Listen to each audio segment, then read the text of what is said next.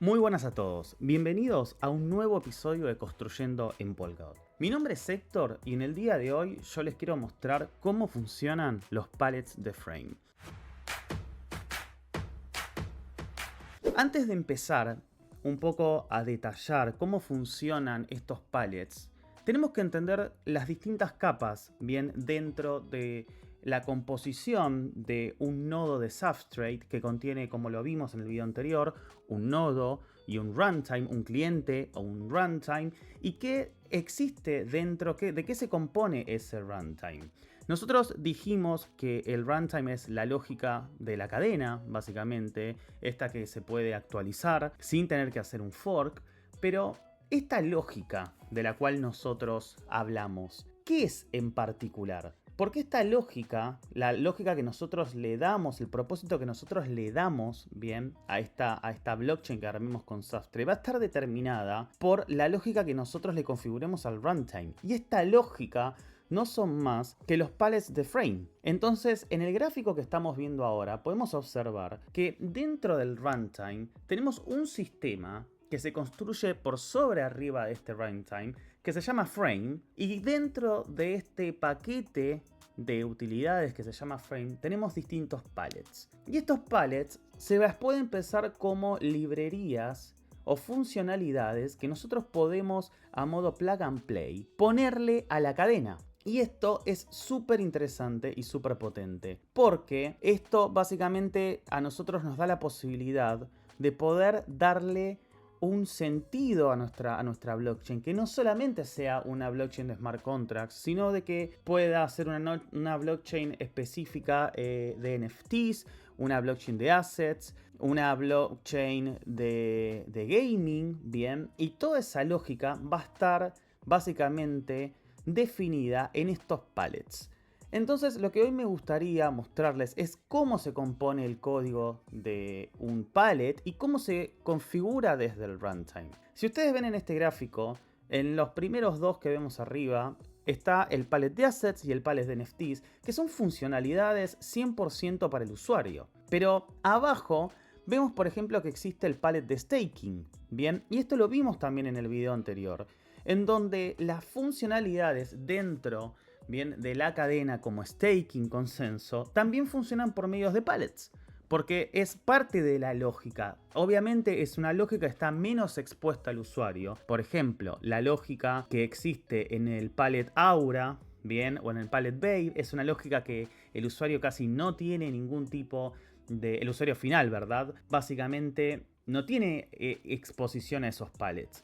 Pero sí son esa lógica de la cadena, bien, que está como a bajo nivel, que está como más escondido. Son pallets también. Entonces, básicamente nosotros, para darle un cierre a esta introducción, tenemos que pensar que el runtime, dentro del runtime, hay todo un gran sistema corriendo arriba de él que se llama Frame, y dentro de Frame tenemos todo un framework o una metodología para poder desarrollar esta lógica específica que son los pallets. Entonces a mí ya hoy me gustaría poder empezarles a presentar el código bien de estos pallets para que ustedes puedan básicamente ver un poco más en detalle y armar un mapa mental, por así decirlo, de cómo interaccionan los runtimes y cómo se compone un pallet.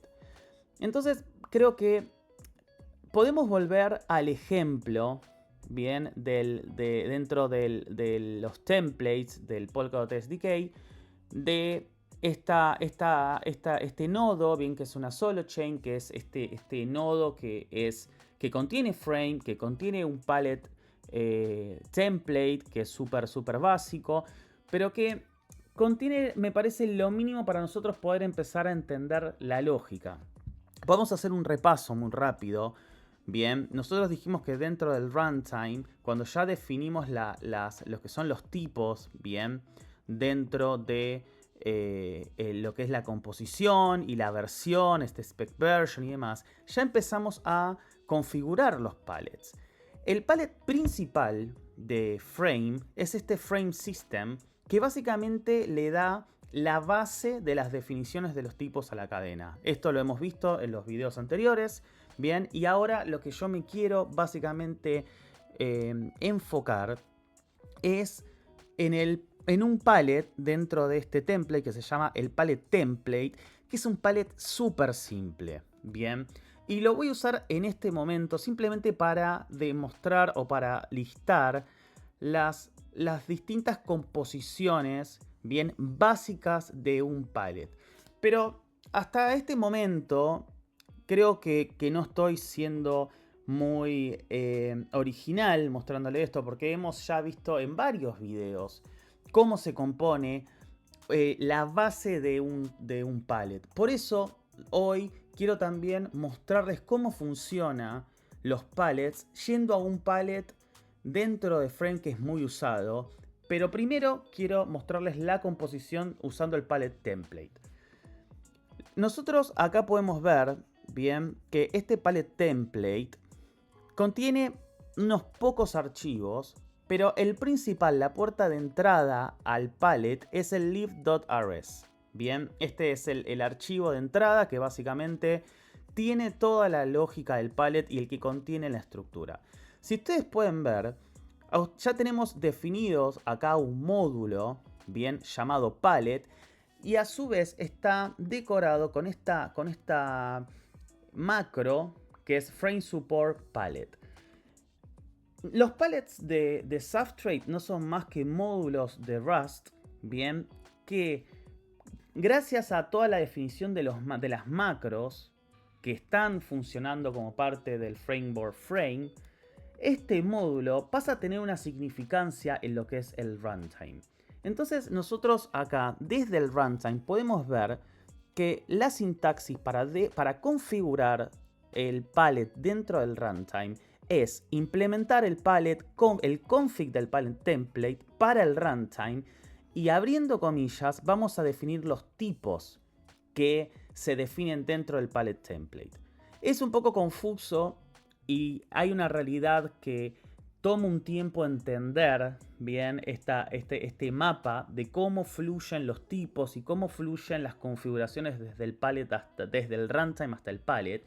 Pero la idea básicamente es que cuando nosotros utilizamos el config del palette, lo que estamos haciendo es pasándole la configuración del runtime, se la estamos pasando al palette. Y eso es súper potente porque nosotros podemos tener un palette que, por ejemplo, tenga un tipo, bien, que sea my number, por ejemplo, por así decirlo, bien. Y acá nosotros le podemos poner que sea un U32. Pero a la vez, nosotros podemos decir, ok, pero yo quiero que en mi otro runtime, que en otra cadena que otro usuario utilice, yo quiero que este usuario tenga la flexibilidad para que my number no sea un U32 puntualmente, sino que sea un U64, por ejemplo. Entonces, este tipo de configuraciones, lo que se definen dentro de lo que es el config en el palette, es lo que a nosotros nos permite hacer tan flexible los palettes. Por eso yo hoy puedo agarrar un palette asset y lo puedo configurar con los tipos que yo defino en mi runtime. Entonces, siguiendo un poco con la composición del palette, lo primero que nosotros tenemos es este módulo que por medio de esta macro que se llama Frame Support Palette, nosotros le vamos a dar una significancia y un funcionamiento dentro del runtime que va a generar esta funcionalidad. Este struct, por así decirlo, bien, es un placeholder, como lo dice, que es para definir distintos métodos o dispatchables.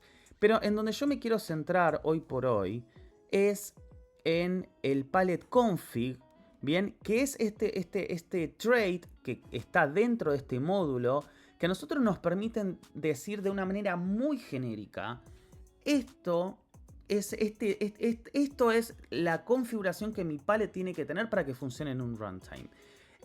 Sinceramente, el palette template no es por ahí el mejor ejemplo para mostrar la configuración o la funcionalidad de este trait config, porque tiene básicamente dos configuraciones que se pueden decir que son default. Bien, para que un pallet pueda acceder a la funcionalidad de los eventos del runtime. Esta es que esto que cuando nosotros ejecutamos una transacción en Polkadot.js y vemos estos eventos, bueno, para que se pueda acceder a los eventos, que es una funcionalidad del runtime y no del pallet, esto básicamente se hace por medio de la implementación de estos tipos, ¿bien? En estos tipos de eventos, que es básicamente un from y más un isType. Esto es lo mínimo que se requiere para poder hacer que el pallet pueda acceder a la funcionalidad de los eventos.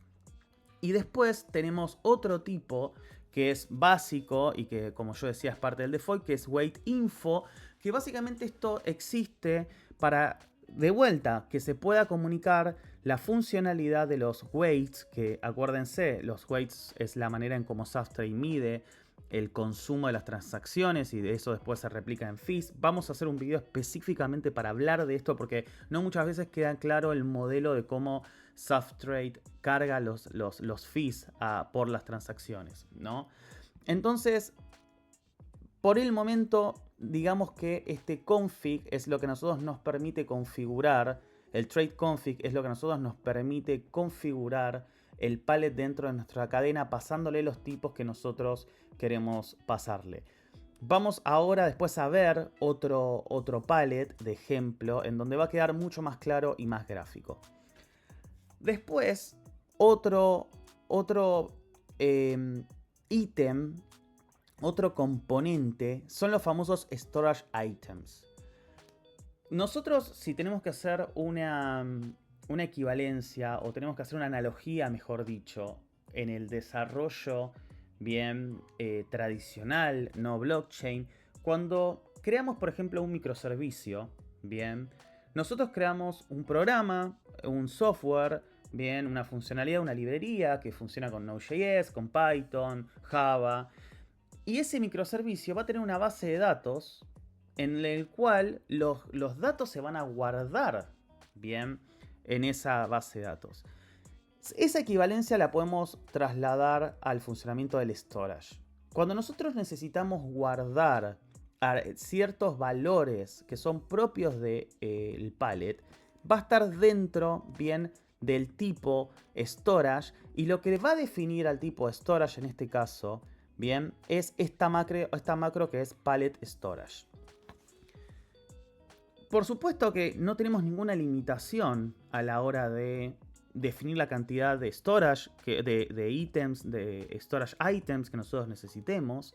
Y hay distintas composiciones, bien, porque hay distintas estructuras que nosotros podemos definir y usar para definir nuestros storage items. Pero hay que ser muy cuidadoso, porque una mala planificación en los storage items de los pallets puede llevar a un exceso de almacenamiento y puede hacer que el nodo de la base de datos del nodo de una cadena pueda ser sumamente pesado y difícil de mantener. Y a medida que el state de la red va creciendo más y más, también esto influye en los fees.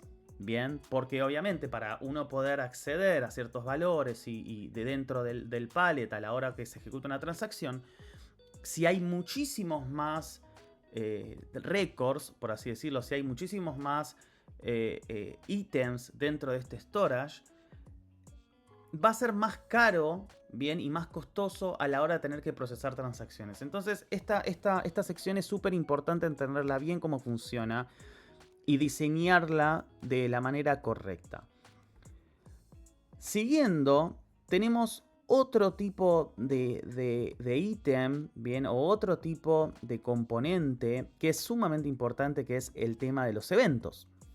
Bien, nosotros cuando terminamos de ejecutar una transacción y queremos de alguna manera informar el estado o cualquier tipo de mensaje que le querramos comunicar al exterior, esto se va a hacer por medio de este enum de eventos, el enum event, bien, que nos va a permitir a nosotros poder comunicar al exterior lo que queramos dentro de la ejecución. Y esto, de vuelta, bien, es básicamente un enum público, bien, con un T del tipo config, pero lo que realmente le da la significancia del evento son estas dos macros, bien, que son distintivas en Frame. Frame básicamente es un compendio de macros que están por alrededor de los tipos en el palette y les dan unas funcionalidades que en algún punto se les dice macromagic esto, ¿no? Porque es una magia que no sabemos sinceramente cómo funciona hasta que no vamos al código de la macro y vemos cómo genera un montón de código bien por detrás a la hora de la compilación, que por supuesto nosotros no tenemos acceso si no vamos al código de la macro o si no expandemos el runtime, que es un concepto un poco avanzado para este momento. El otro ítem o la otra funcionalidad que tiene el palette es lo que son los errores. Bien, nosotros naturalmente, si tenemos algún problema, algún error dentro de nuestra ejecución, lo tenemos que poder informar. Bien, y esto es sigue la misma metodología y la misma convención que estábamos viendo antes. Tenemos un enum, un enum, que es en este caso llamado error, bien, y está básicamente decorado con esta macro que es palette error. Todo esto es parte de Frame y lo que esto básicamente hace es que esta macro, cuando nosotros tenemos un error, bien, se genera un error dentro del palette, lo que hace es que esta macro hace que el error fluya por arriba, bien, desde el palette hacia el runtime, y esto básicamente dispara el error a nivel runtime.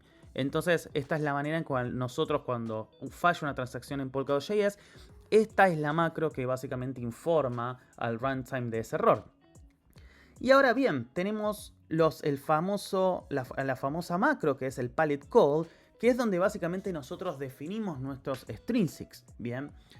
¿Y qué son los strings? Son básicamente son las transacciones que nosotros ejecutamos. Cuando nosotros hacemos una transferencia de balance, estamos llamando un string, ¿bien? Y nuevamente, el string no es más que, o el conjunto de strings dentro de un palette no es más que una implementación de Rust, ¿bien? Del palette, del tipo palette T, ¿bien?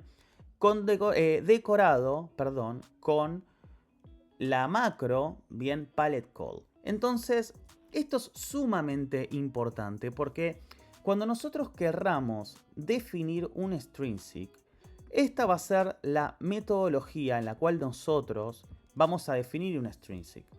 Y lo primero que se define por medio de esta macro, que es palette call index, es el index dentro de la tabla, bien, de calls del palette. A medida que nosotros vayamos sumando strings, tenemos que, obviamente, ir cambiando el index y sumándolo, ¿no? O poniéndole números distintivos. Y esto es súper importante, porque si yo, por ejemplo, yo en este caso hago index 1 y acá le doy index 0 a lo que estoy haciendo acá es cambiar todo el encoding del palette a la hora de que el construct runtime, que fue esta función que vimos en el video pasado, construya toda la tabla de strings que está dentro de la metadata. Entonces, en el caso de que yo haga un cambio de este tipo en los index de los strings, estoy obligado a cambiar el transaction version. ¿Por qué?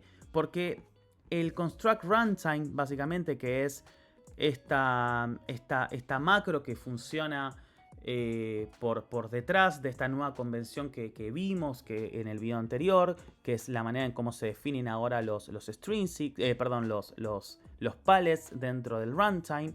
Si nosotros cambiamos en algún punto este index, estamos obligados a cambiar el transaction version, porque la manera en cómo funciona Substrate y Frame es por medio de indexes.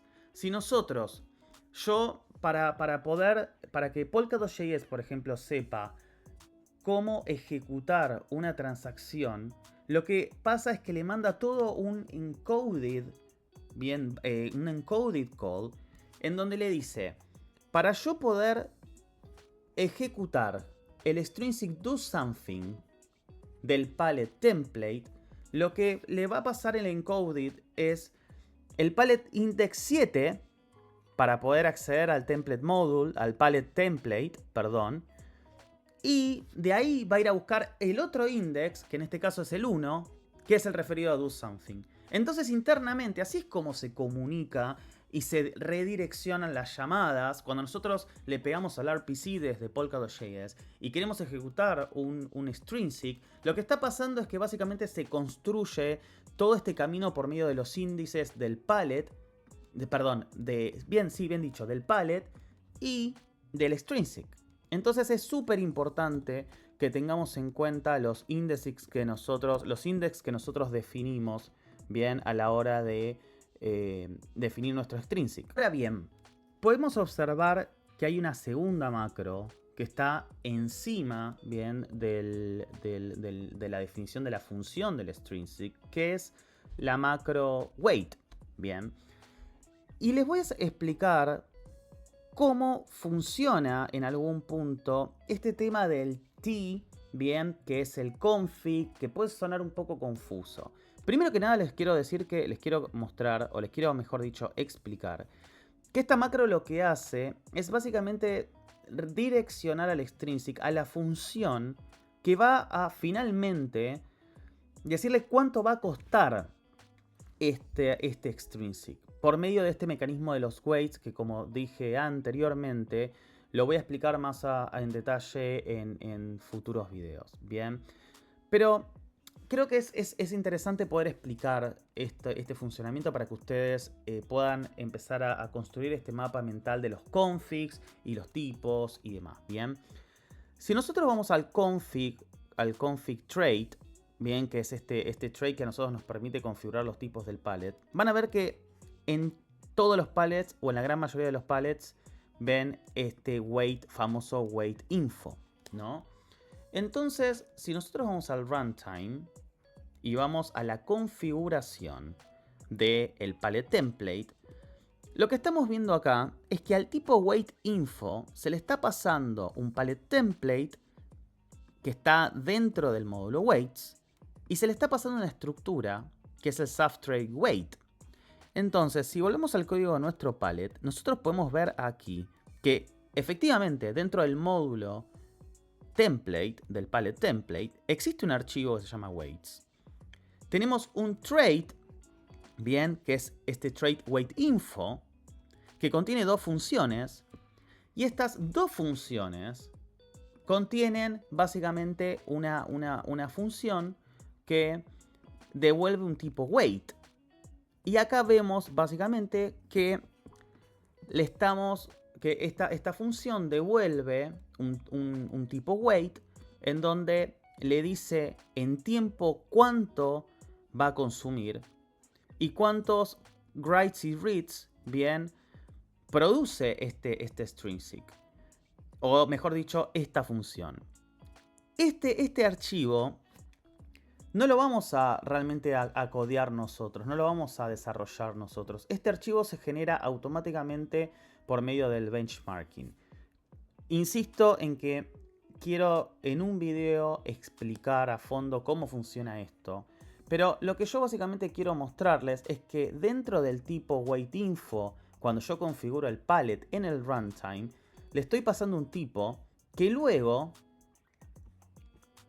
a la hora yo de utilizar, ese tipo es utilizado bien por medio del T en este palette wait, que es la macro. Bien, yo básicamente le estoy pasando el tipo waitinfo y este waitinfo se configura en el runtime. Y fíjense que este waitinfo tiene el acceso bien a una función que se llama causeError, que básicamente está aquí. Entonces este es un excelente ejemplo para poder mostrar cómo fluyen los tipos del runtime al palette. Bien. Entonces, nada, ya ahora lo que tenemos es básicamente la constitución de la transacción, en este caso el extrinsic. Bien. En este caso tenemos una función que se llama doSomething, que tiene un origin, bien, y un valor que nosotros querramos sumarle, o el valor bien, que nosotros queramos ponerle como argumento como cualquier función en programación, ¿no? Y ya después acá vemos un par este ejemplo de do something me parece que es súper básico porque... Y está bien explicarlo a fondo, porque básicamente es lo mínimo indispensable para poder entender cómo funciona un call o un string-seq, ¿bien? El primer argumento es el origin. Y esto, cuando nosotros le ponemos en el primer argumento, bien, el origin con el tipo origin for, lo que estamos haciendo aquí es decirle que esto es básicamente un extrinsic que está firmado, bien, que tiene que estar firmado por una cuenta, bien. Creo que en este punto también es interesante recordar que un origin es básicamente el tipo bien de cuenta, el rol que tiene la cuenta que está firmando es una transacción en Substrate. Creo que también es interesante mencionar o dar como un primer acercamiento al concepto de origins en Substrate, porque es básicamente la manera, bien, que cuando nosotros firmamos, bien, una transacción, lo que está pasando es que este origin le está en algún punto dándole una categoría a la cuenta que está firmando. Bien, un origin, por ejemplo, cuando nosotros queremos hacer algo que tiene un permiso privilegiado, que cambia algo súper importante en el runtime, bien, alguna configuración. El origin root es el origin que tiene, por así decirlo, más poder dentro de la red. Y luego una cuenta normal tiene un origin para hacer una transferencia. Es un origin que simplemente chequea que nada, ese permiso o lo que está intentando hacer el string-seq, bien, esa cuenta tiene el permiso para poder hacerlo. Esto se puede decir que de alguna manera es un template para la gran mayoría de los string-seqs que nosotros vamos a programar. Y a partir, una vez que ya definimos este primer parámetro del origin, luego le podemos poner la cantidad de tipos que nosotros querramos. Bien. No necesariamente tiene que ser un U32, puede ser una estructura si queremos. Bien. Pero bueno, vamos en distintos ejemplos, vamos a ver un poco las distintas la distinta flexibilidad, bien, que tenemos para poder definir parámetros de un call. Apenas en la primera línea, lo que tenemos que hacer, bien, y es lo que básicamente permite que nosotros nos aseguremos que esta transacción está firmada, es esta línea que es el let who ensure sign origin. Esta línea es muy básico y lo que dice es, ok, el origin que viene, la firma, bien, que básicamente ejecutó esta call to something, lo que va a hacer es decir, ok, ensure sign es que este origin, bien, que nosotros le estamos pasando acá, nos aseguramos que haya firmado y que haya sido correcto, bien. Y lo que es interesante es que este ensure origin devuelve un tipo account ID. Entonces, este let who ensure sign origin lo van a ver en todos lados, porque básicamente esta línea es la que asegura que la cuenta que está básicamente ejecutando esta transacción haya firmado la transacción. Y devuelve, en lugar de nosotros manipular este tipo que no nos da, por ejemplo, el account ID, bien, es una firma, este ensure sign lo que básicamente hace es devolvernos el valor de la cuenta, que luego nosotros después lo podemos usar para, por ejemplo, para reportar un evento, bien, o un error. Entonces, una vez que ya esta primera línea es ejecutada, nos aseguramos que el extrinsic fue firmado correctamente y que en esta variable who tenemos el valor de la cuenta, bien, que firmó esa transacción. Luego ya empieza un poco a jugar la lógica específica de lo que queremos sumarle, bien, a este string-seq, la lógica en sí. En este caso, al ser un ejemplo de prueba, está haciendo algo muy básico, que es agarrando el storage item que se llama something, bien, y le está introduciendo un valor que obviamente es el valor que nosotros le estamos pasando, bien, como parámetro a la función doSomething. Entonces vamos de vuelta a lo que es la definición de este storage item, que es el pallets storage, bien, en el tipo something. Y lo que está haciendo acá es básicamente un storage value, que es simplemente un valor. Dentro de lo que son los storage items es importante remarcar que existen distintos tipos de storage, un single map, un double map, bien, eso que después a medida que vayamos viendo distintos pallets vamos a entender la composición de los storage, bien, pero en este caso esto es muy básico, es un storage value que lo que hace es guarda un valor. Y si nosotros volvemos a llamar al call, este doSomething, lo que va a hacer es sobreescribirlo bien con un nuevo valor. Entonces, siguiendo, lo que hace básicamente esto es hacer un update, bien, en donde el argumento something de la función doSomething está actualizando lo que se guarda en este storage. Una vez que esto termina de ejecutarse, la siguiente línea hace un deposit event, ¿no? Entonces este event está reportando que efectivamente algo se guardó, bien, y si ustedes van a la definición del evento, es una estructura que reporta something, que es un U32, bien, que dice qué es lo que se guardó, y el who, que dice quién lo guardó. Y ahora vean ustedes que esto es interesante. Yo les dije que el tipo que nosotros le estamos pasando al parámetro, al primer parámetro origin, ese es un tipo origin4. Pero fíjense que lo que estamos básicamente reportando en el evento es un tipo accountID.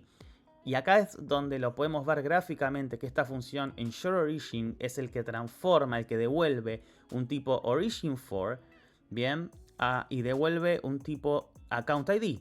Gracias a esta función que devuelve ese tipo accountID, nosotros podemos básicamente reportar quién, o mejor dicho, podemos utilizar la cuenta que firma esta transacción y lo podemos reportar en este caso en el deposit event. Y finalmente, esta función doSomething, bien, dice que tiene que devolver un dispatch result. Este dispatch result es un tipo bien definido en Substrate que tiene que cumplir con una cierta estructura, bien, y en este caso básicamente le podemos pasar que una tupla vacía, ¿no? Que en este caso satisface las necesidades del dispatch result, que en algún punto los invito a ver el código fuente de este dispatch result para entender qué se puede básicamente devolver. Bien, este dispatch result es el que básicamente agarra el resultado del extrinsic del pallet y se lo manda al runtime para que se procese.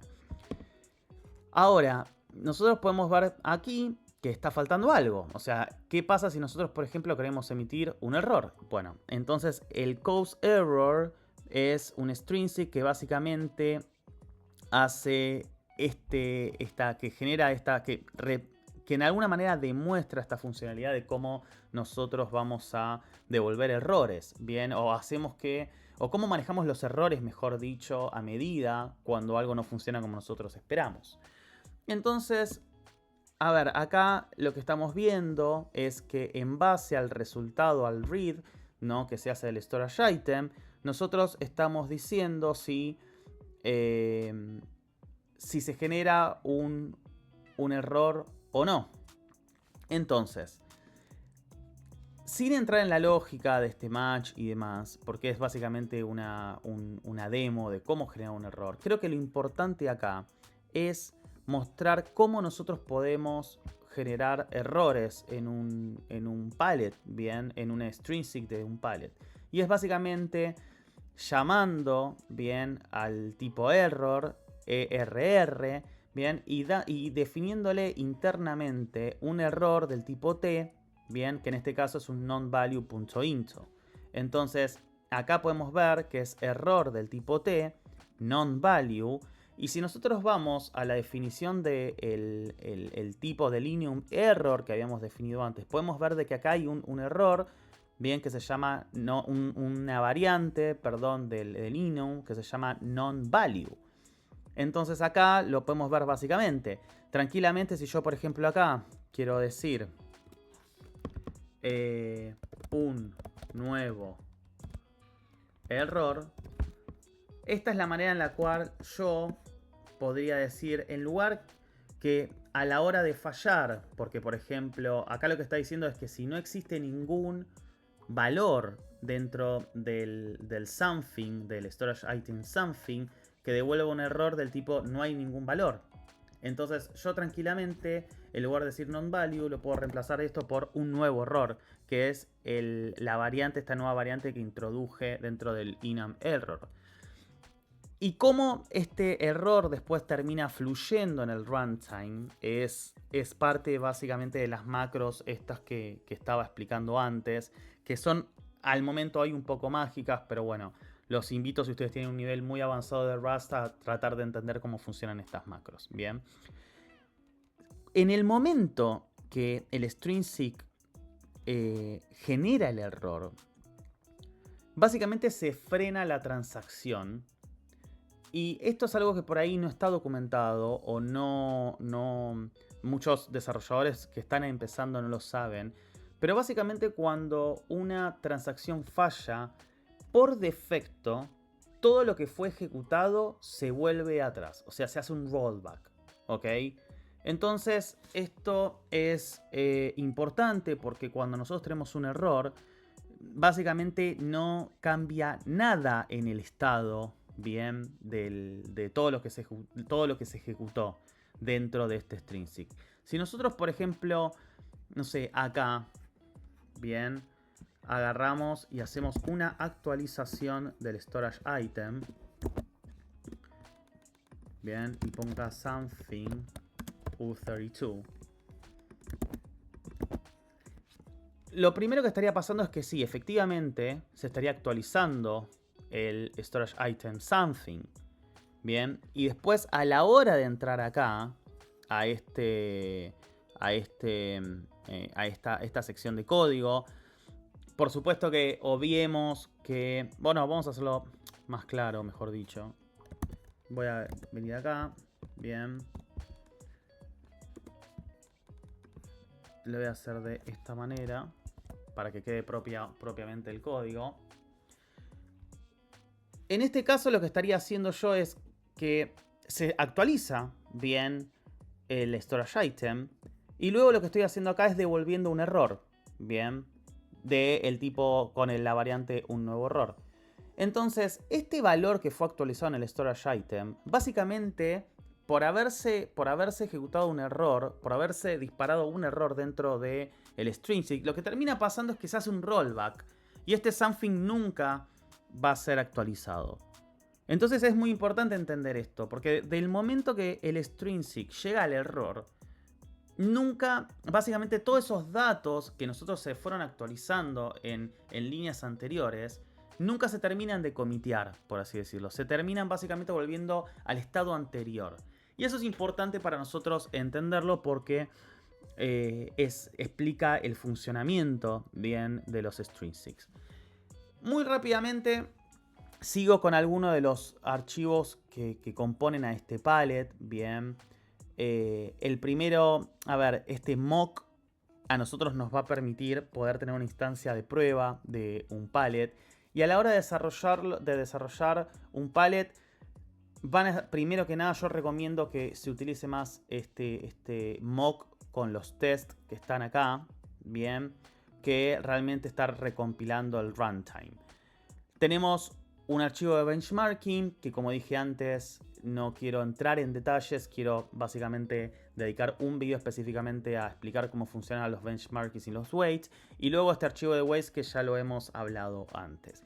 Entonces, esta es un poco la composición de un palette, bien partiendo del palette template, que ese es un palette ya muy conocido y que ya ha estado en conversaciones y en otros cursos, en otras presentaciones.